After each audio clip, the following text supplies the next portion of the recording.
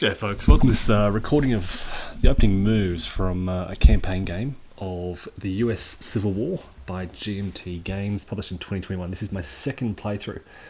I just finished my first campaign this morning, and I'll be doing a final report on that up soon. I'm just putting together editing and the like, but I immediately finished the game and then set it all up again, and I thought I'd wait until I had some sort of spare moments and capture these opening moves. This is a really fascinating game. A lot of sort of back and forth, very replayable, great game to solitaire.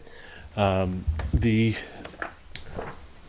box, it says that the solitaire suitability is a 5 medium, so it's sitting kind of right in the middle of solitaire suitability. But I think they're really underselling the solitaire suitability of this title. Because it's mostly open information. It's really good for playing two-handed solitaire. The only information that isn't open, the hand of special action cards, but I mean, it doesn't really. It's not hugely consequential. You can pretty much basically playing this solitaire I played with open hands, so I knew what the opponent always had, but it didn't ever seem to matter or all that much. So both players start the campaign with one of these special action cards, and to start the campaign, let's just jump straight into this, and I'll kind of explain things as I go. We roll the dice to determine the initiative and the actions for this first action cycle. Now in 1861, there's only 3 action cycles per turn. We roll the dice, and we've got a tie. When there's a tie, both sides draw an additional action card. They both draw cards in the east, which is going to focus some attention on the east. I'll explain the strategies in just a moment.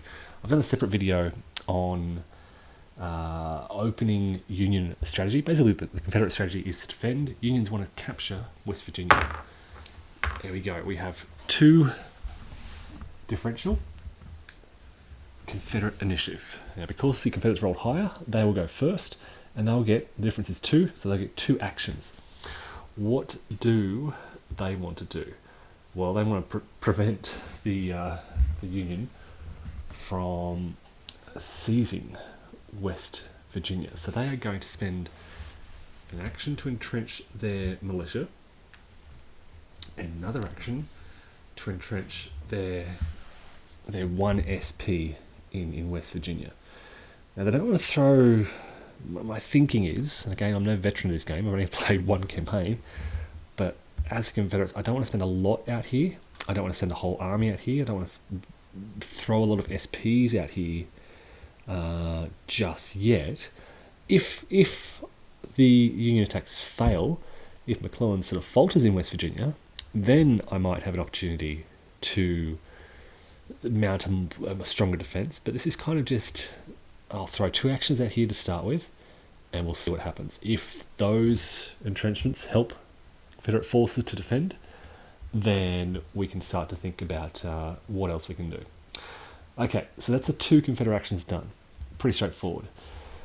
Now the Union wants to, by the end of this 3rd action cycle, so they'll have basically 3 action cycles to ramp up their forces and capture Charleston, basically. This is the final resource hex in the state that is out of Union control. Once Union controls Charleston, they control all 3 resource hexes in the state, and the state becomes controlled by the Union. Okay, but they can't do it straight away because McClellan only has 2 SP in his space, so he needs at least 3, ideally 4. So what I want to do is effectively rail in some more SPs. You can see there's 1 SP up here in Harrisburg, so I can try to, let me count the rail movement here. 1, 2, 3, 4, 5, 6, 7, 8, 9, 10, 11, 12. So I can't quite reach. I know this one at Columbus can, because this is what I did last game. You can go 1, 2, 3, 4, 5, 6, 7, 8, 9, 10. You can safely reach McClellan. And there's an SP over in Cincinnati. There's an SP over here in, it's called Parkersburg. Now, what I could also do is just activate this SP for movement. Now, SPs without a general have a kind of intrinsic general with a 1-star rating, which means that they up to 3 SPs I think can move, and they move with a movement rate of 3 movement points. So like this SP here could go 1, 2, 3, where McClellan could then move and pick it up.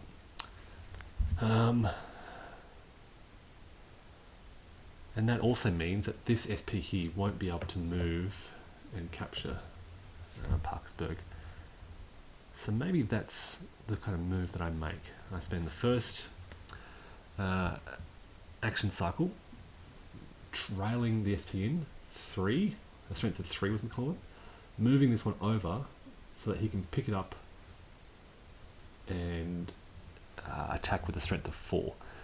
That seems to be a good way to go. So let's go that. We're going to first spend our first action to go 1, 2, 3, 4, 5, 6, 7, 8, 9, 10, and rail that SP to McClellan. It's a bit of a reach. This is a big map. There's two big mounted 22 by 34 inch maps. So they're mounted, so there's no plexi on this. That's my first action. I could attack with McClellan. I could throw my east card into the mix. It'd be a +3. We have 3 + 3. It'd be a minimum of 1. So I'm guaranteed to remove that SP. They would have 1 with a +2. Problem is, there's a good chance that they would hurt me in reply, which would, I guess, damage my long-term prospects of seizing Charleston. So as I said, my plan was to move across here. The next turn McClellan would spend 1 point to regroup it with him and then attack with a strength of 4. Is it worth waiting an extra turn, or... Well, I've moved with the SP, so yeah, I'm going to do that. So 1, 2, 3. Yeah, play it a bit safer, and we'll next turn regroup that SP into McClellan's army, and he'll attack with a strength of 4.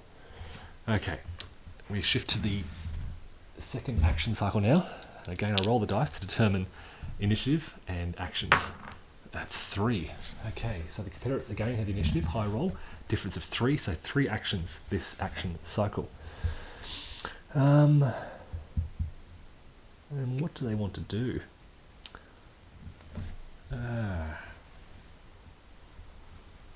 This is difficult because there's not a lot they can do to beyond what they've already done, entrenching, to counter. I'm looking at this single SP in Staunton. It could go 1, 2, 3, 4, but I guarantee that next turn the Union's going to attack in, what's it called again? Philippi? And they're pretty much all but guaranteed. So the Confederates are probably better off spending their SPs, their actions, elsewhere. And in particular, what they want to do is start bolstering their defences in Manassas Junction. So you can see here they've got trenches and 4 SPs, 20,000 men. Now, McDowell here has got the same army, but he's got 30,000 men waiting up here in Maryland, Washington, D.C. So, yeah, basically the message here is the Confederates need to start strengthening and improving their defences. So what I'm going to do is rail this SP from Richmond up into Manassas Junction. Okay, that's going to strengthen them by 1. This is important because the 5th SP there puts them on the best column for, for 1 dice roll, basically. Once you get 7 SPs or more, you start rolling 2 dice. That means the trench disappears. So if a trench is ever left alone in a space without a garrison, it disappears. 1 SP to do that. I'm going to spend 2 SPs to... Actually, hold on a sec. 2 SPs to move this up here. Actually, sorry. 1, 2, 3, 4. It'll just walk up. 1, 2, 3, 4. I can't, sorry. It'll rail up to there. That's 2. And I have a third.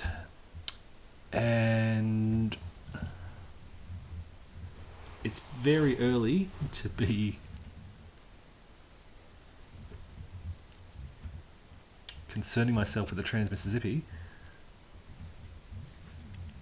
I've got 2 choices here. Basically, I can engage in training because there's not much else in this area. If I just zoom out, you can see there's no other SPs. The Western Theatre is quiet. Kentucky is still neutral. But out in the Trans-Mississippi, the Confederates have seized control of large parts of Missouri, and they have an army here under Price with a movement of 4. So he could go 1, regroup that SP, 2, 3, 4, and he's going to try and put some early pressure on these Union holdings in Missouri. And then I'll take you out east, back to the East Theatre.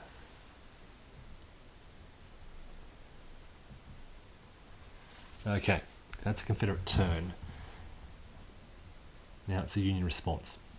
As promised, McClellan is going to regroup that 1 SP into his army, giving him a strength of 4. That's 1 action. He has a 1 movement point rather. He's got 4 movement points. For his second movement point, he's going to attack this force in the trenches. Now he's not crossing a river or a mountain hex there. So that's basically he's on the 4 column. The defenders are on the 1 column. He's going to hold off using his... as I say, I'm like, do I want to? No, I think I'll hold off using my East card. So he gets a +1 for his attack modifier. So that's 1 dice versus 1 dice. I can show you the CRT so you can see what I'm talking about here. So he has 4 SPs, he's on this column. And we're looking at the defenders on this column with a +2, +1. Let's roll and see what happens. Good Confederate defense. They have a defense of 7, which causes 1 Union casualty. And McClellan rolls a 2 + 1, which is a 3, which is 1 Confederate casualty, which is enough to destroy that unit, but McClellan can march into Philippi, but at the cost of an important SP. Luckily, he's just facing militia over here. Not the best die roll. 2, 3, on the 4 column is a 1. Yep. And just double checking the results. And a 1, 5, 6, 7 is a 1. So it's a tied result actually.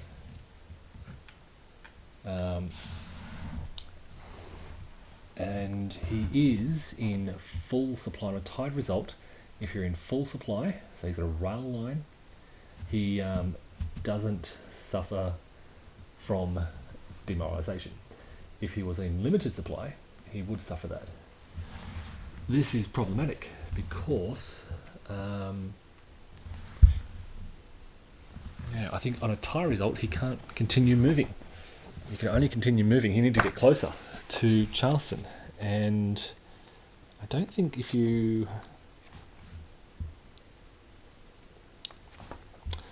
can't continue moving unless you win the battle.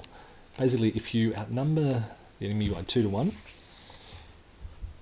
if the attacker wins a battle and his stack was twice the size of the defender, but that's not a win, that's a draw, 1 to 1. So McClellan must stop there, and things aren't looking good for the Union in West Virginia, because from next turn, the Confederates will be able to reinforce Charleston and make McClellan's efforts much more difficult. So McClellan might instead focus on clearing that railway out to the east. Yeah.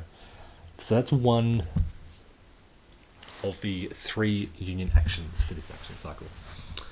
They've still got 2 more to go, and 4, 5, 6 SPs now. Okay, so what's McDonald going to do? He's going to leave behind. They've got trenches here. He's going to do a bit of a tricky manoeuvre. This is what I did last campaign as well. So I've got a total of 4 SPs. As well, leave 3 behind, I guess. He's going to go 1, 2, regroup those troops from Washington. Leave 1 SP behind. 3. So he now has a force of, I think that's 9. And then he's going to attack Manassas Junction. Bit of a bold move, but because of McClellan's delays out in West Virginia, we want to put more pressure on the Confederates in the east, force them to reinforce this area, force them to place their reinforcements here rather than over here. Okay, and in support of that, we're going to play our east card. Okay, so we're looking at, I think, Union 9. Now, if McDowell had another leader with him, he could add his subordinates attack rating to this.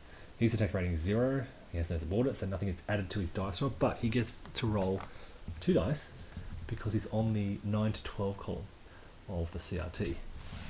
Beauregard here, he's in a good position. He's on 6. He only gets 1 die roll, but he gets a +3 modifier. 1 for his defense rating in the middle there, and 2 for the trenches. So this could, it's really going to come down to the dice roll, as it so often does.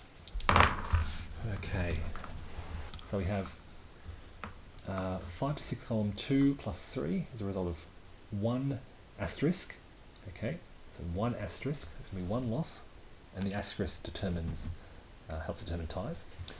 And we've got 5, which is a 1 diamond. Okay, so 1 loss to each. 1 loss here. And I can tell you that asterisks trump diamonds on the CRT. It's easy to work out. They're further below on the CRT. And what that means is that McDowell loses the battle. This is not a draw.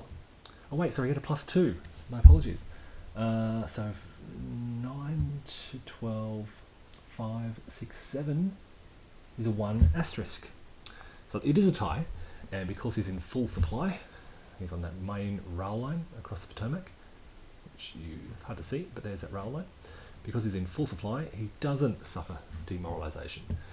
So that's probably pretty, it's a decent result. It's not great, I guess. So that's 1, 2 actions. And yeah, you know what? We're taking out to the Trans-Mississippi Theatre again. And out here, the Union is going to respond to a Confederate move. What we're going to do is with line here, we're going to go on a bit of a journey. 1, 2, it's instantly removed. 3, 4, 5. Just clear out those Confederate occupations. An infantry army moving through enemy occupied territory just spends 1 to remove it. It doesn't spend 1, just moves through the space to remove those control markers. Yeah. So this is early action out in the Trans-Mississippi Theatre. And that's the 3rd Union action. We then move to the 3rd action cycle. Okay, roll 2 dice. There's a difference of 2, and this time it's a Union initiative. What is the Union going to do? I really think McClellan wants to... Okay, well, let's take it back to the east.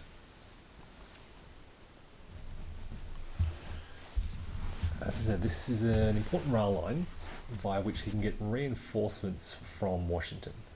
So if he can clear that out, in fact, what he could do, no, there's a, he can just send 1 SP and go 1, 2, 3 to clear that out. I could spend the second action to move him towards Charleston. I could go 1, 2, grab that 3 and 4. But 1, 2, 3. I'd like to keep on the rail line to be able to reinforce him easily at the start of the next turn. So this place here might be better.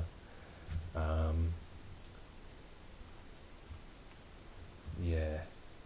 1, 2, 1, 2, 3, 4. We're putting there.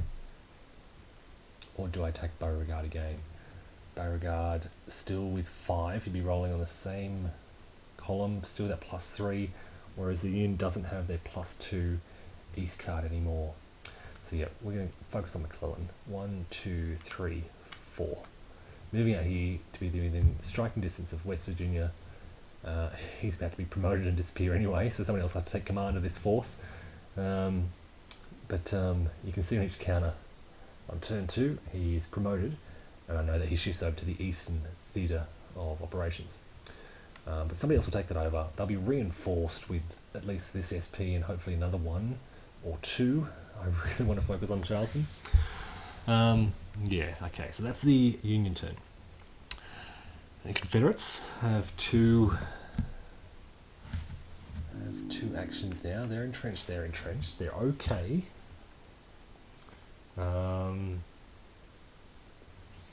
They're okay.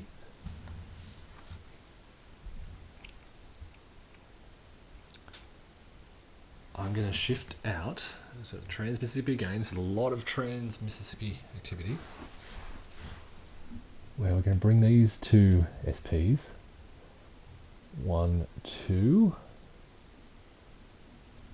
And he can spend 2 MPs to entrench. So 1, 2, 3, 4.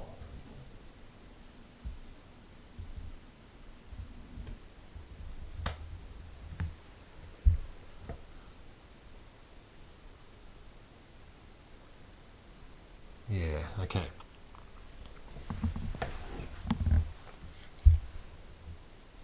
That's one action. Okay, so I've got Pope down here. I'm just looking at the Western Theatre.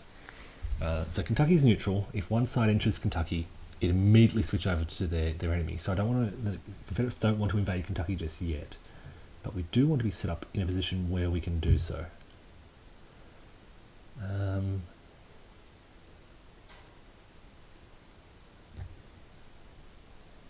Okay.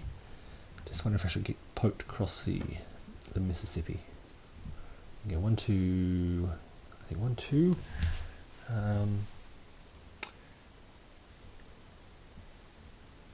3. Sorry, 3 to cross into there, and then 4 to move up here, and that would help with this eastern drive on Mississippi. Yeah, he might do that. So 1, 2, 3, 4. It's a slow move, but actually, you know what? We'll go 1, 2, 3, 4, which will enable him to get reinforcements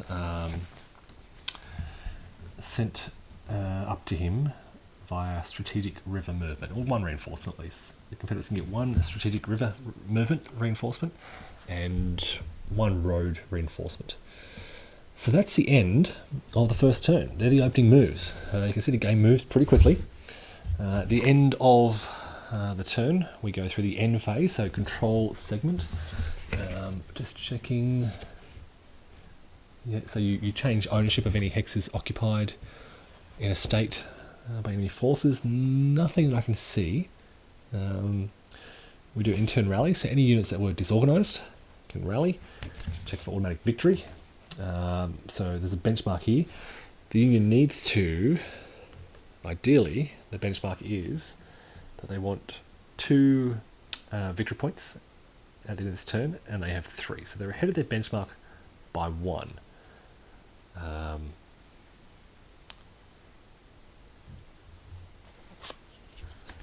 Now, we advance the turn to turn 2. It is summer 1861, and we get Union reinforcements. And they get 6 in the east. They get 3. So they get 2 in St. Louis.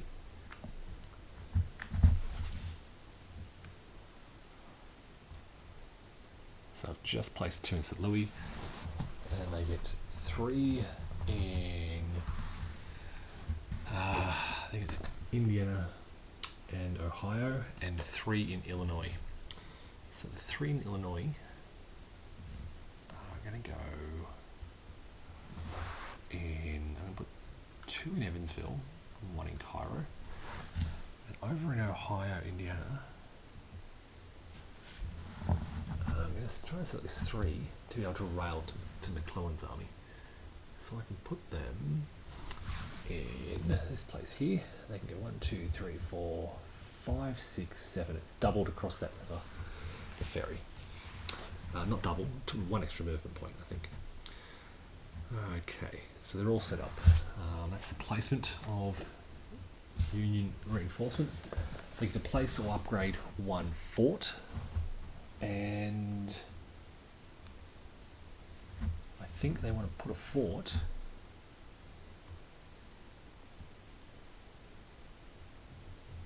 in Harper's Ferry. So we place a +2, we find a +2 fort first, and we place this under construction in a resource hex under control with Patterson. And they draw 1 special action card. Normally they draw 2, but it's the first year, so they just draw 1. And then it's the Confederate reinforcements. They upgrade 1 resource hex by 1. So to do this, they roll 2 dice. There's a little table, we consult that. It says to upgrade an arsenal in North Carolina. We grab an arsenal marker, and I'll place it somewhere safe in North Carolina. Right in the center, I guess, which increases the Confederates' arsenal points and thus their build points in effect. And then we determine Confederate reinforcement SPs. So they get the full complement of 30 for blockade runners, plus 97, which is 127, plus their arsenal of 2, so 129.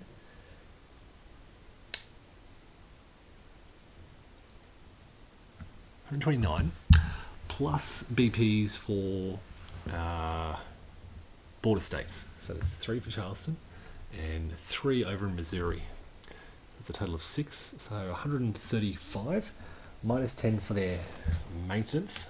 So 135 minus this 10 for maintenance, so 125. Divide that by 10, we get 12.5. So the Confederates get 12 SPs. Okay, and they get 1 has to go trans-Mississippi. Of the remaining 11, you divide them as evenly as possible, with any leftovers going to the East Theatre.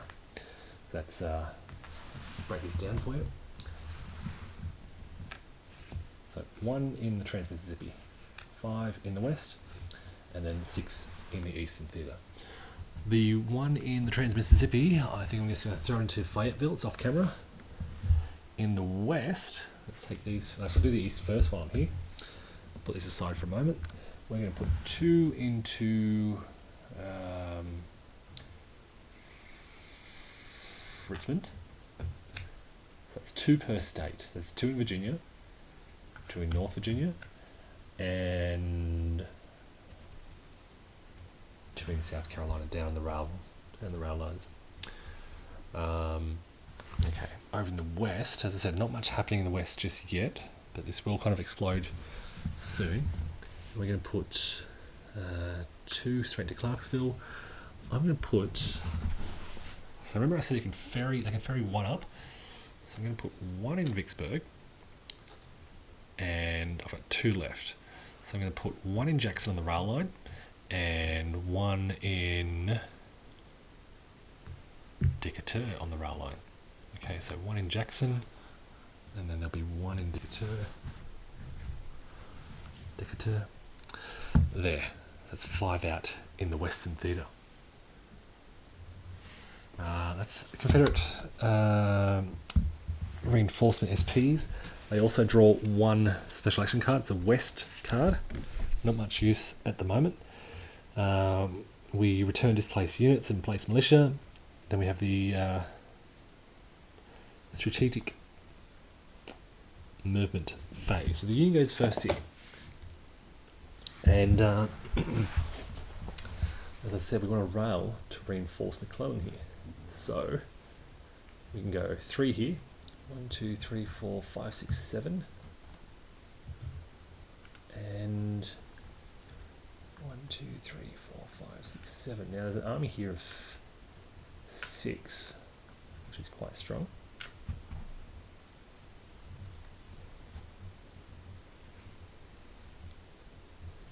I've got 6 here. I'm going to leave Johnson there. I'm not going to contest much out here yet. I want to focus my efforts here on Beauregard. So I'm going to send 6 straight across the river. Down. That's a total of 10, if I've been counting correctly.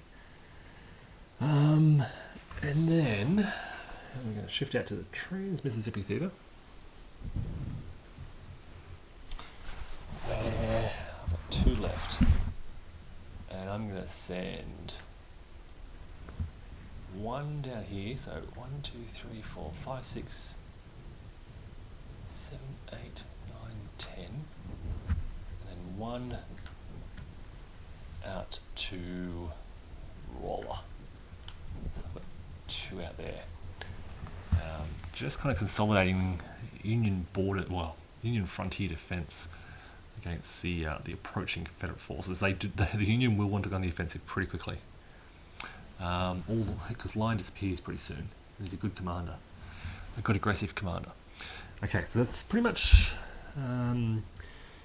Union reinforcements place. Actually, I've just noticed one more out in the east I can do. I've lost count though. 6, 7, 8, 9, 10. I think that's 12 actually. That's 12 by rail. So that'll do. Now we've got, we can do ocean movement, we can do river movement, but there's nothing I want to do just yet. Now Confederate strategic movement, and they have a lot they want to do out in the east. They only get 7 rail SPs. So there's these 2 in Florence, and they can go 1, 2, 3, 4, 5, 6, 7, 8, 9, 10, 11, 12 to there. Actually, just check that. Rail redeployment.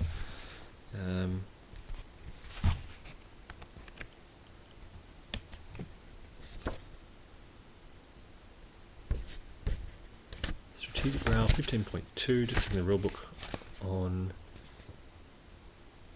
unlimited distance. Yeah, so during this phase it's unlimited. So basically I'm going to send all these 6 straight up into Manassas Junction. So they come up here and join that force. So I've now got 6, 10, 11. It's a good force. I'm going to leave, if the Union's not worried about bolstering this, I'm going to leave Johnson with just his 2. Yeah, that'll do. And then, as I said, out on the Mississippi, I'm going to throw these guys on a boat. 1 SP by boat, coming up here and dropping off with pork. For these guys, they're going to head up to the border, and 5,000 men in Decatur going to come up here into Nashville. I'll convert that to the 2. You know what I didn't do is reinforce Virginia. What I can do is move 1 SP by road per theatre. So I can say these guys, get on the roads and march across here to Charleston just to bolster that. And I can do similar things in the Western Theatre and in the Trans-Mississippi. There's 1 that I placed in Fayetteville. It's going to join up with Price in Springfield, just off camera way out in the west. Okay, so 1 road movement per theatre, and we're done there. Okay, that's the end of Confederate strategic movement again. They've got rail, river, and road. They don't have ocean movement. We then get to the leader phase, and the turn track, if I can just take this camera back and try and pan down, it tells us what leaders are coming out. So we know that McDowell is demoted and replaced with McClellan. Halleck comes out in the Western Theatre. Lyon, unfortunately, replaced with Curtis. He didn't get to do much. Burnside comes out in the east for the Confederates. Longstreet in the east, Johnson in the west. Stewart is a cavalry leader, the Yellow Border, and Hardy, very important, one star for now, in the west. So I've got these pretty much all sorted. Let's get them onto the board.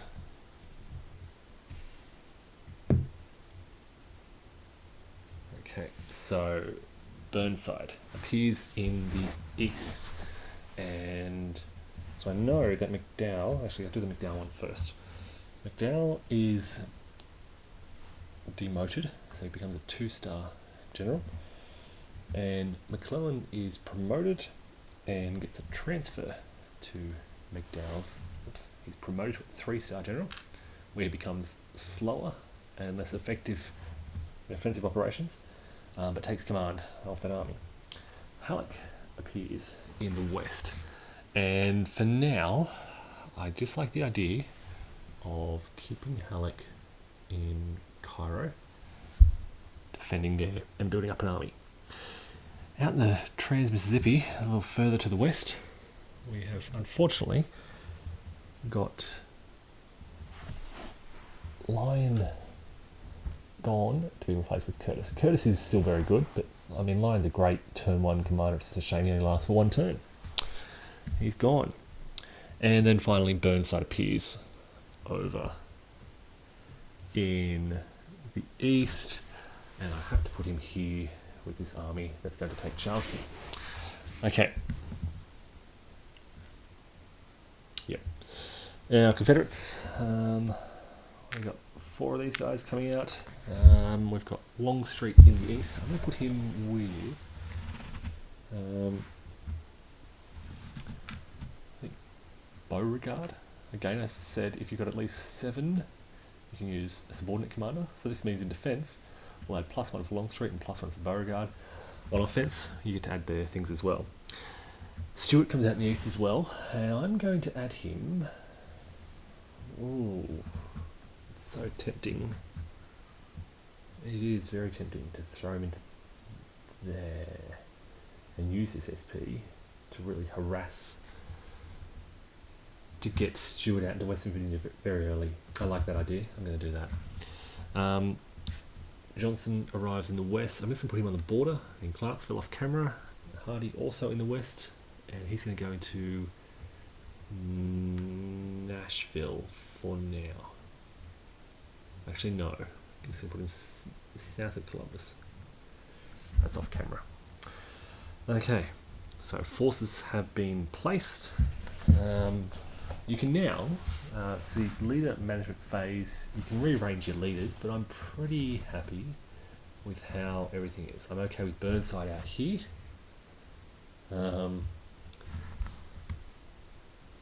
Yeah, everything's okay for the Union. They're happy with. I'm just gonna. Yeah. Actually, I'm gonna move Fremont to Roller. Just getting close at the front, way in the Trans-Pacific Theatre off camera. Other than that, no other changes to command. Yeah, so we get straight into the action cycle. As always, rolling 2 dice. Ooh, Confederates, difference of 4. They have the initiative. They don't really want the initiative. Oh, okay. Well, 4. Again, they're all kind of on the defensive here for now. If I put Stewart over here, I think I would definitely have activated Stewart to get behind Union lines, but I didn't. And we don't want to leave Manassas Junction where we have trenches, so we're going to keep the Eastern Theatre quiet. We could do something out here, but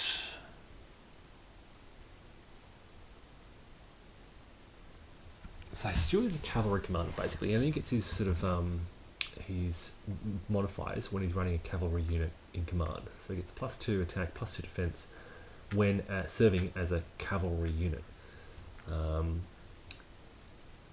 He might want to take that SP. It's a tough decision. Does he want to kind of maximize his cavalry potential? He could 1, 2, 3, 4, 5. He could reach Grafton and really, really upset. That's what he's going to do. So he's going to activate 1, 2, 3, 4, 5, 6, 7. Cavalry leaders have to spend an extra action point to remove a command marker, and that is going to frustrate the hell out of the Union. The capture of Grafton gives the Confederates 1, 2, 3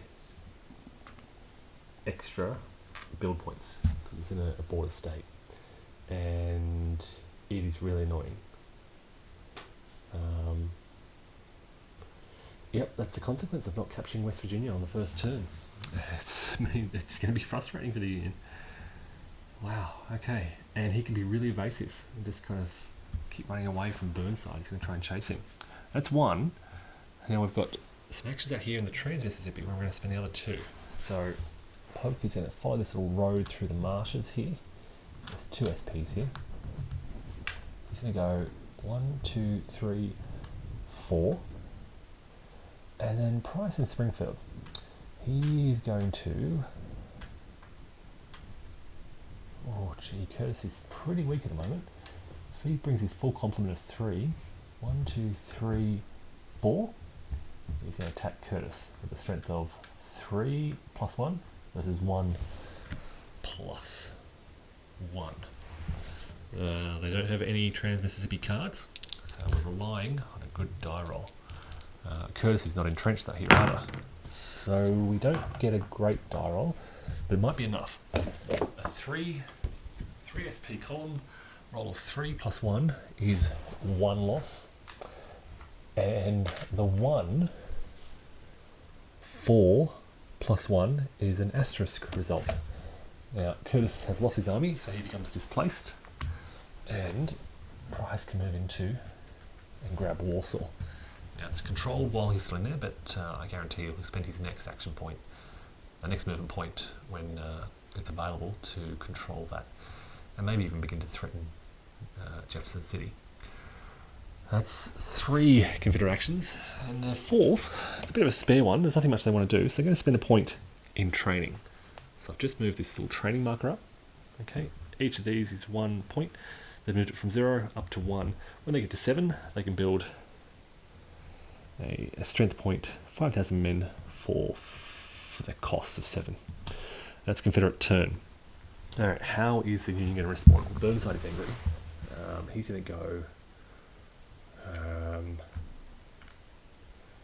he's angry. 1, 2, 3. He's not going to take his full army. He's going to take 5 and go 1, 2, 3 into Charleston. He's not going to spend a card. He has a West card, but he's going to save it. Let's roll. He's going to really, really punish this West Virginian militia. They have a 0, 1 + 2. They're not going to do any damage to him. He is going to wipe them out. Get rid of the trenches. That's 1, 2, 3. He's going to leave behind a garrison and move back here 4.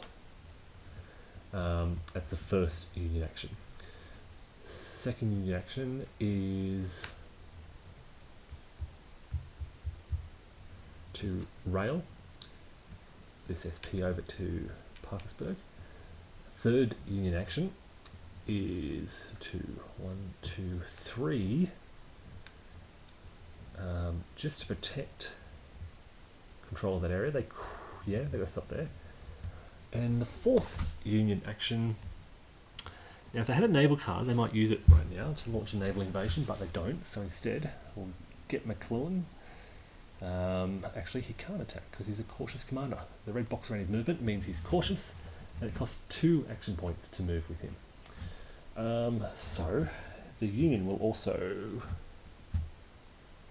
Actually, you know what? I am going to head out to the Trans-Mississippi Theatre and rail these 2 SPs out to Jefferson City to stop Price jumping on them. It leaves Kansas City isolated out here, St. Joseph, but yeah, things aren't looking great for... Actually, you know what? We're going to build up Fremont's army. Send them there instead. Okay, that's the end of that first action cycle. The second action cycle, roll the dice again. Confederates again, a different... Today's... I think I only used 3 instead of 4. Did the Confederates use 1, 2, 3, 4? I think the Union will spend... Yeah, a point in training. Sorry. Okay, so Confederates again, 4. And we'll keep our focus out here in the Trans-Mississippi, where Polk will take his army of 2 and go 1, 2, 3, attack Ironton. They don't have a Trans-Mississippi card, so again relying on the die roll. No attack modifier, so that's army of 2 versus an army of 1. Ooh. 2-6 versus 2... 2-6 versus 1-6 is 1 loss each. It's a tied result. And unfortunately, he is in limited supply. He's not on a rail line or next to a river, so he becomes demoralised and has to stop there. He can't move into Ironton. That's 1. Okay. Further to the west, western Missouri, Price is going to pick up his army. He's going to go 1 to control the space because he needs to maintain supply lines. 1, 2, 3, and control Escambia. 1, 2, 3, and then he'll wait right there. By waiting there, he prevents Fremont from moving to the east to Ironton, threatens Jefferson City, and causes some panic amongst the Union forces. Alright, that's 2 actions out of 4.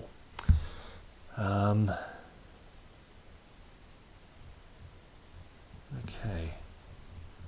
Let's go out to the east and have a look at the situation. Stuart could attempt to attack this single SP. And I think he kind of wants to. So he's going to attack here. He's in command of a cavalry unit, so he gets the +2 modifier in combat. He has an east card. I don't know if he really needs to use it. It's not an important battle, so he might save that for now. Rely on the die roll, which doesn't go in his favour. So an army of 1, a 3, +2 is 5, so 1, 5 is an asterisk. And the defenders are either 1, a 1, 6 actually calls a loss on Stuart. So Stuart loses his unit. Wow! And because he's isolated, he becomes displaced. Oh, that's really unlucky. A 6 is pretty much the only result on the 1 column that causes a hit. Any other result, Stuart would have been fine. He could have lost the battle potentially, but he wouldn't have lost his unit, wouldn't have become displaced. Now Stuart can remain in the hex, I think, but there's nothing there to remain. There's no army nearby to rescue him, basically, so I'm displacing him instead. Ah, wow. Okay, so what are we up to? I've lost count. 1, 2, 3, and I'm going to spend a 4th on training, which brings us to the Union turn. And I can tell you that he's going to march into Grafton. Boom. And as simple as that, the Union player controls all hexes in West Virginia, which means that West Virginia switches sides, a border state, switches sides to the Union. They can remove their control markers. They don't need them to designate control anymore. The whole state is loyal to the Union. And that's as easy as that. They just relied on Stuart engaging in a battle that he didn't need to engage in. That's 1. That's some good news for the Union at least. McClellan, does he want to attack? 7, 8, 14 with no east cards. It's a nice column to attack on. It means we'll get 3 dice in combat, but no modifiers. And now Beauregard will have a +4 modifier on a column 6, 10. That is not much worse. It's only the next column across, but I only get 2 dice. 2 dice +4. This is 3 dice. There aren't too many other options for the Union at this point. You know what? Burnside. Now that West Virginia is secure, let's get him active. We're going to go 1, 2, 3, 4. So regroup. 1, 2, 3, 4. So there's 2 actions. McClellan's not attacking. Shifting out to the Trans-Mississippi and East Theatre. What do we do with Fremont? He's got an army of 4. I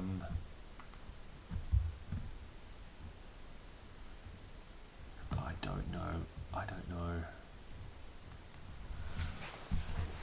I think he's going to want to attack Price. It's an army of 3. I do have a Trans-Mississippi card. Let's do this. 1, 2, 3. He's attacking. He's playing a Trans-Mississippi card for a +2 modifier. Price has a +1 modifier. So we're looking at army of 4 +2 versus army of 3 +1. That's what the Union needed. That's going to save their bacon for a bit. 4, 6 +2 is 8, is 2 losses. There goes Price's army. Okay, good. 2 losses. Price with an army of 3 +1 is 3, 4, 1 loss to Fremont's army.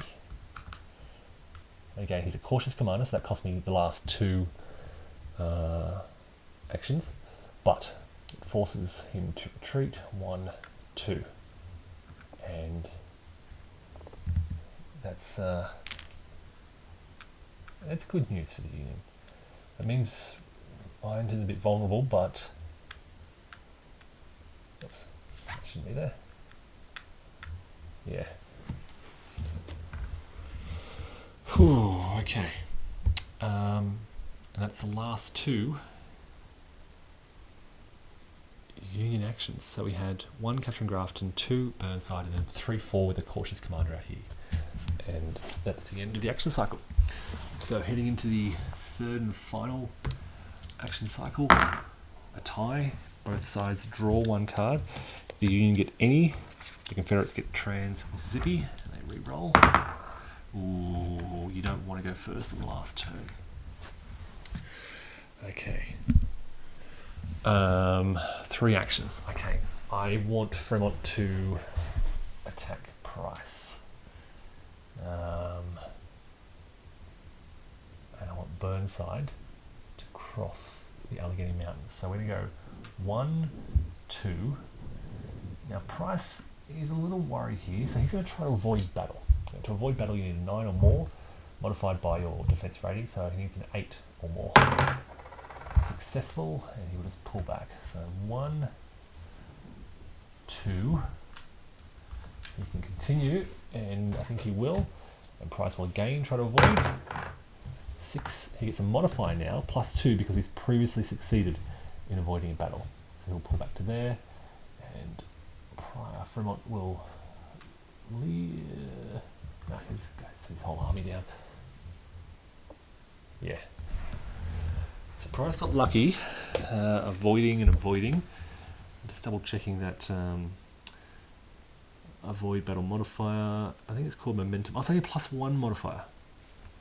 So the 6 +1 is 7. +1 for his defense rating is 8. Means he narrowly fails to avoid. I'm just going to double check all of that. Defense rating, momentum. Yeah. Yep, narrowly avoids. Which means that Fremont really keen to eliminate this threat. I'm tempted to play this. I should save it for something more important. I think he can do the damage. On the 3 column, anything above a 4 will kill it. Yeah, let's play this. So he's playing his +2 modifier. And I've got 1 dice each. So we've got an army of 3 +2 versus an army of 1 +1.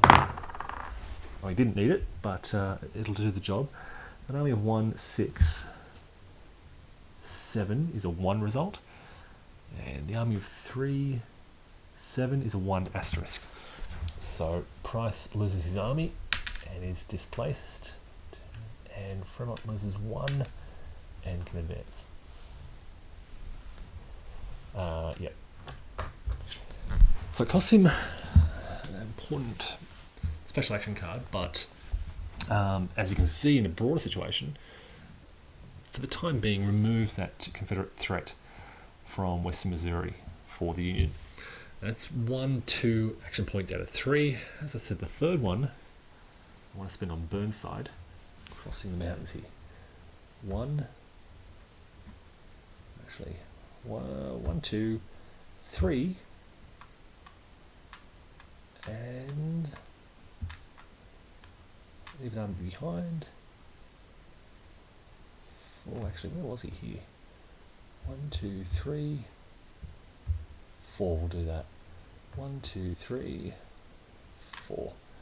This will facilitate supplies across the Allegheny Mountains, and yeah, this is exactly what it did in the last campaign pretty much. Burnside crossing the mountains, undermining the Confederate position, forcing them to withdraw. That's what we're trying to do. That's the third action of this action cycle. We then get to the Confederates, and shifting back, sorry to keep moving the camera, shifting back to here, we're just going to move Polk with 1 army. Yeah, okay, so there's an intrinsic garrison here of, I think it's 0.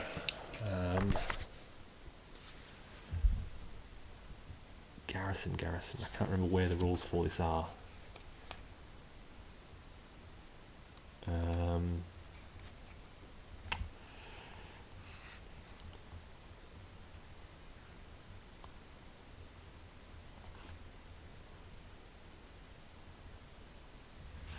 It's not, what is it called? It's an objective hex.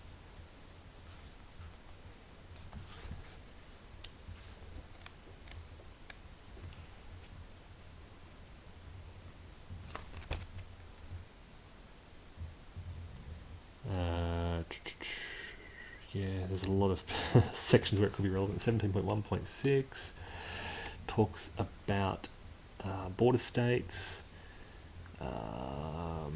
border state militia, Union intrinsic garrison. 17.4, all objective hexes in northern states. So it's not a northern state. Okay, so don't worry about that. So he was marching 1. I think it'll just he'll hang there for now. Yeah, that'll do. Or will it do? Actually, 1, 2 to grab control of it. Oh, actually, what I was thinking is moving towards the river, but the river supply will be cut off. 1, 2. Actually, 1, 2, 3. May as well grab control of as many little towns along here as possible. Okay. That's what's that? 1 action out of 3.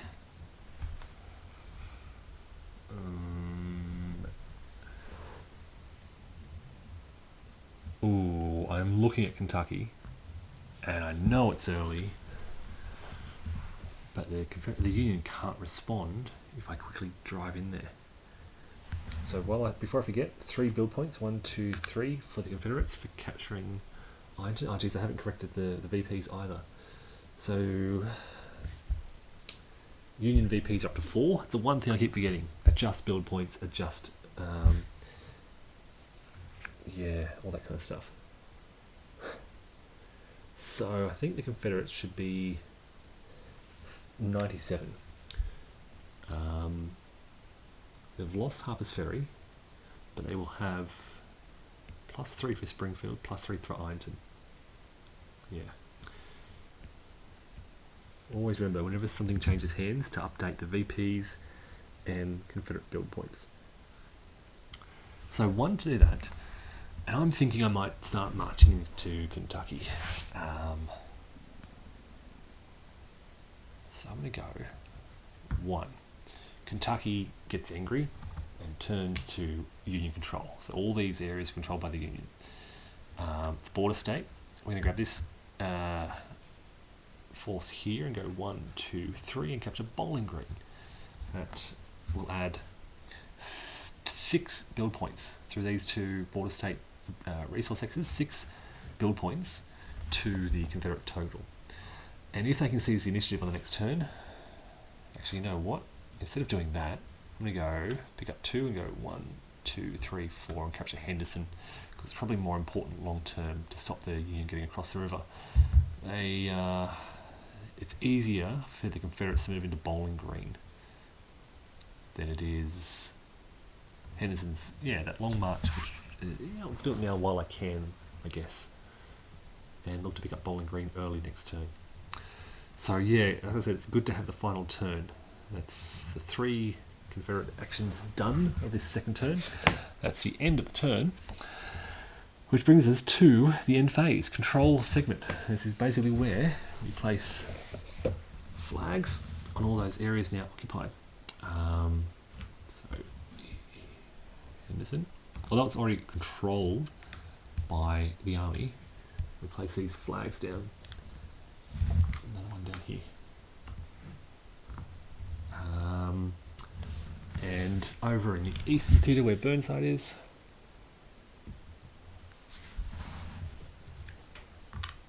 American flags. North.